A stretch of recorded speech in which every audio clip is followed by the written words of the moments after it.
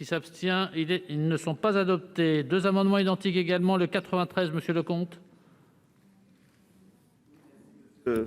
Président, cet article est un article très important car il tire les conséquences de l'arrêt de la Cour de justice de l'Union européenne sur l'impossibilité de continuer à demander aux opérateurs de téléphonie de conserver les données de connexion, ce qui peut provoquer pour les enquêtes judiciaires qui mobilisaient 2 millions de demandes, 2 millions de réquisitions tous les ans. 4 enquêtes judiciaires sur 5 sont concernées par cet outil qui est remis en cause par l'arrêt de la Cour de justice de l'Union européenne. Donc, préoccupés par le manque d'outils pour continuer leurs enquêtes et finalement le manque de robustesse des dispositions du gouvernement, nous essayons par cet amendement d'améliorer un petit peu le dispositif en précisant que ce n'est pas simplement criminalité grave, mais criminalité et de la délinquance grave. J'ajouterais que deux réflexions sur cet article 15. Cet arrêt de la Cour de justice de l'Union européenne ne concerne pas que la France, il concerne tous les pays européens. Or, on nous demande aujourd'hui de tirer les conséquences d'un arrêt de la Cour de justice sans avoir fait une étude sérieuse sur la manière dont l'ensemble des enquêtes judiciaires dans l'ensemble des pays européens qui sont soumis à la même contrainte, comment ça va se passer, sans aucune étude d'impact sérieuse sur ce sujet. Alors qu'il y a une inquiétude réelle de la Conférence nationale des procureurs sur ce point. Nous essayons, dans la mesure du possible, d'améliorer le texte, mais ça ne sera probablement pas suffisant, et il est possible qu'un certain nombre d'enquêtes soient fragilisées par le manque de robustesse de la disposition telle qu'elle est proposée par le gouvernement. Il me semble que le droit européen, lorsqu'il pose problème à de nombreux pays européens, doit être changé.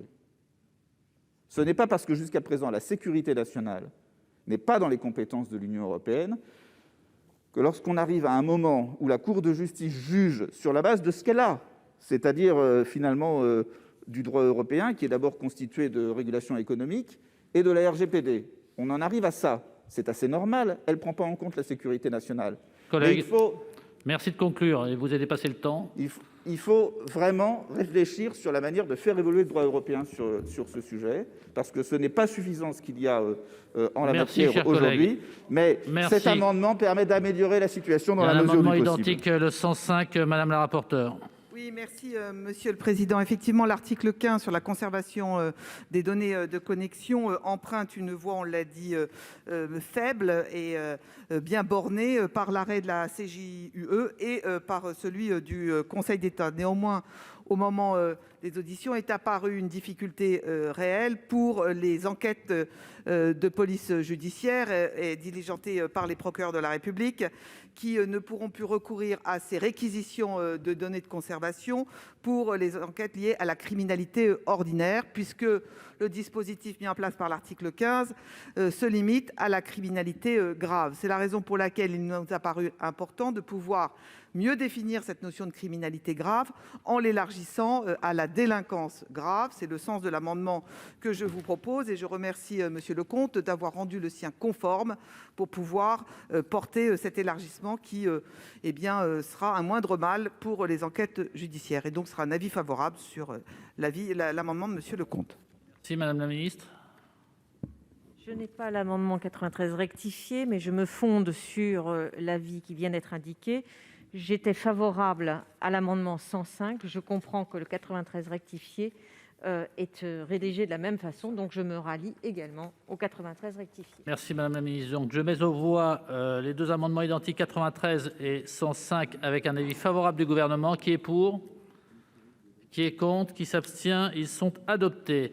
L'article 15, qui est pour? Pardon, Monsieur Lecomte. Monsieur le Président, Madame la Ministre, mes chers collègues, c'est un article vraiment très important et je ne pense pas que nous ayons épuisé le sujet avec ce que nous avons dû faire aujourd'hui pour essayer de tenir compte de l'arrêt de la CJUE compte tenu du droit européen tel qu'il est écrit aujourd'hui. Mais vous avez bien compris que d'abord, quand vous regardez le dispositif, il est quand même pas tout à fait robuste. Il demande une intervention du Premier ministre, ce qui pose aussi un petit problème de séparation des pouvoirs, pour donner des pouvoirs à l'autorité judiciaire de faire. Donc, finalement, tout le monde essaye de faire au mieux, mais ce n'est pas génial. Pour que ce soit bien, il faut regarder ce que font nos partenaires européens, parce qu'ils sont soumis aux mêmes contraintes, et probablement s'interroger sur une extension à la sécurité nationale, ou en tout cas à certains sujets, des compétences européennes, parce que là, on arrive à un paradoxe. C'est que parce qu'on a voulu exclure toute compétence de sécurité nationale au niveau de l'Union européenne, finalement, nous pose problème, alors qu'il faudrait l'intégrer pour renforcer notre souveraineté. Voilà, on en arrive là. C'est comme sur énormément de sujets sur la construction européenne. Si on veut aller plus loin, si on veut que ça soit robuste, il faut accepter d'aller plus loin ensemble, parce que je ne pense pas que cet article 15 soit réellement la panacée. C'est ce qu'on peut faire de mieux en l'état actuel du droit européen, mais ce n'est pas du droit divin, on peut le changer si on le souhaite, et beaucoup de partenaires européens font face à la même difficulté que la nôtre, et tout le monde veut lutter contre la criminalité organisée, et des dispositions pour permettre les enquêtes sont indispensables. Merci.